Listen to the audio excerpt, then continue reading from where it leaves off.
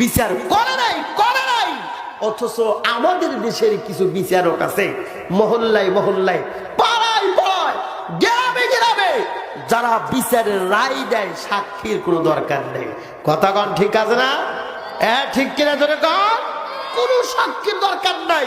রাত্রির অন্ধকারে কালো মোটা টাকার হাতিয়া দিয়া পকেট ভার করে সকালবেলা যাবে একদিকে রায় দিয়ে দিছে আর একদিকে রায়। এমন 2 নাম্বার ঘুষখোর বিচারক আমাদের সমাজে মহল্লায় মহল্লায় আছে না নাই? ধরে কান আছে না নাই? এমন বিচারক যারা টাকার কারণে হালালকে হারাম করে, জাইরা বুইরা একদিকে দেয় আর একদিকে দেয়, এমন ঘুষখোর বিচারকের বিরুদ্ধে আমি সিরাজি দুইটা ফতোয়া।